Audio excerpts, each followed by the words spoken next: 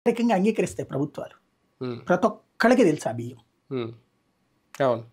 ఇదివరకు ఒకసారి గుర్తు తెచ్చుకొని పవన్ కళ్యాణ్ గారు ఏమన్నారు, ఈ రేషన్ తింటలేదు కాబట్టి జనాలు దానికి బదులు డబ్బులు ఇప్పించేద్దాం అన్నారు. అవును, మొదట్లో అన్నారు కూడా. ఉమ్, నేను అప్పుడు కూడా చెప్పా ఉమ్, అది జరగదు. ఉమ్, అసలు ఎందుకు ఇస్తున్నారు అది? 38 రూపాయలు ఇప్పుడు కేంద్ర ప్రభుత్వం పెట్టుకుంటారు. అవును.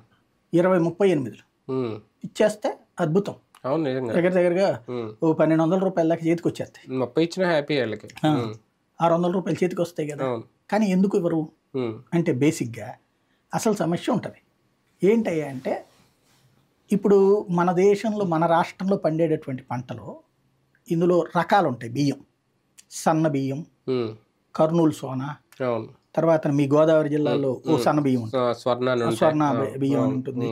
అట్లాగే అక్కుళ్ళు, ఉమ్, నెంబర్లు, ఉమ్, ఇవి నెంబర్ల బియ్యం. అవును. ఉమ్, ఈ నెంబర్ల బియ్యంలో ఇవి ఏంటంటే దుడ్డు బియ్యం అంటాం అవును. మనం మామూలు. అవును.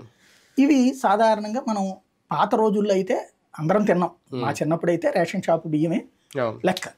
తర్వాత అవి కడుపు నొప్పి వస్తూ ఉంటుంది. అంటే మనం పల్లె ప్రాంతాల్లో ఉన్నటువంటి వాళ్ళకి అలవాటే. వాళ్ళు ఏంటంటే శారీరక శ్రమ ఎక్కువ చేస్తారు. పొద్దున్నుంచి రోకళ్ళు, తిరగళ్ళు, ఉమ్, పిండి మారలు వాళ్ళే పిండి పడతారు, రుబ్బుతారు. ఇవన్నీ చేయడం వల్ల అరుగుదల శక్తి ఉంటుంది కాబట్టి అది తింటారు. బియ్యం తప్పేం కాదు, ఉమ్, కానీ అరుగుదల శక్తి ఉండాలి.